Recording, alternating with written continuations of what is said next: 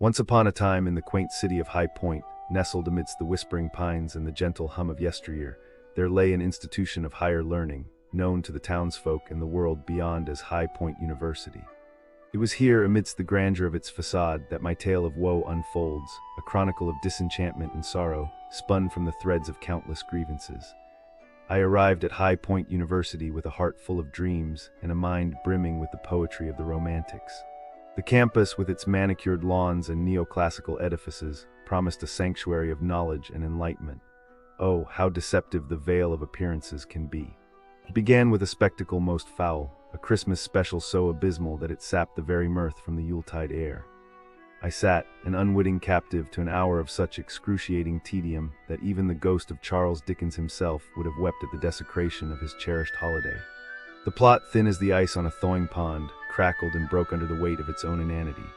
The characters, as flat as the stage upon which they performed, delivered lines devoid of wit or warmth. It was a travesty, a blight upon the season of joy, and I, dear listener, was its hapless victim. As I roamed the campus grounds, seeking solace in nature's embrace, I encountered the Greenway, a verdant sash meant to unite the university with the heart of High Point. But what greeted my eyes was a tableau of neglect and entitlement.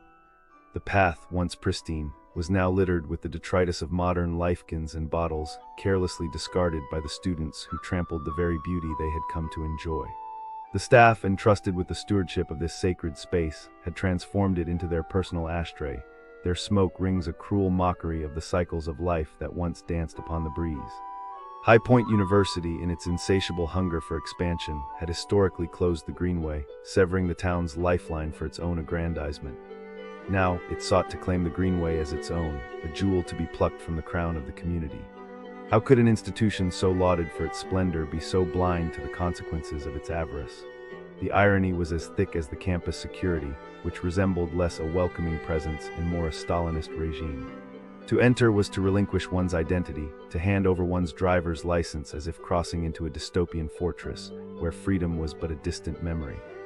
The guards, with their watchful eyes and unyielding protocols, turned the simple act of visitation into an ordeal akin to breaching the gates of Mordor. And for what? To protect the students from the very citizens who had once welcomed the university with open arms. It was on a night shrouded in mystery that I ventured forth to witness the dulcet tones of Lee Greenwood, an event so poorly advertised that it might as well have been a state secret. I traveled, a pilgrim in search of melody, only to find that the concert was as ephemeral as a phantom's whisper. The guards, those sentinels of confusion, knew not of the event for which I had journeyed so far. The advertisement, once a beacon of hope, now served only to mock my plight, a siren's call that led to naught but a motel room in the long, silent road home. The tales of Robert Tifton's untimely demise hung heavy in the air, a specter that haunted the corridors of High Point University. The handling of this tragedy was so egregious, so... Businesses near High Point University, High Point, they can be tricky sometimes. Like, you think you are just buying something normal, but then people try to cheat you. It is sad, really. So there was this group of people. They went to stores near High Point University, High Point, and they tricked the workers. They would give fake gift cards, like Visa or YouTube cards, and pretend they did not work. The workers would scan them, and then these people would grab real gift cards and lottery tickets and run away. Can you believe that? They took so much, like $5,000 sometimes. They even used a white car with Florida plates. Police caught them later, but how many people lost money before that? I think the stores probably had to change their rules after this. Then there was this woman from High Point. She did wire fraud, which means she lied to get money from stores. She got 7 years in prison. Good, right? But still, how many people did she trick before they caught her? I bet some tourists bought things from her and never even knew. Oh, and in Randolph County, right next to High Point University, High Point, 2 people sold property they did not own. Like how? They just took money and ran. The people who paid found out later it was a scam. Police arrested them, but the buyers probably lost all that money. And there is still this one woman. She goes to stores near High Point University, High Point, and uses fake money or steals things to return for cash. They have not caught her yet. So if you visit, just be careful. Some people here are not honest. It is just sad, You come to see High Point University, High Point, and then people try to trick you. But at least police are trying to stop them. Maybe next time it will be better. Businesses near High Point University, High Point, exist in a state of perpetual mediocrity. A landscape where disappointment is not an exception, but the standard. The hospitality here is non-existent. The service is indifferent at best. And the overall experience is one of sleek mediocrity draped in a thin veneer of functionality. Let us begin with retail. Stores near High Point University, High Point, treat customers as inconveniences, their staff seemingly trained to avoid human interaction unless absolutely necessary. Hibbett Sports is a prime example of this dismal standard. Employees stand clustered together, engaged in private conversations, while customers wander the store ignored.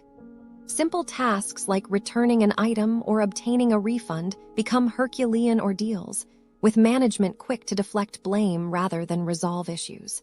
Shoppers report being outright ignored, overlooked, or in one particularly egregious case, treated differently based on appearance.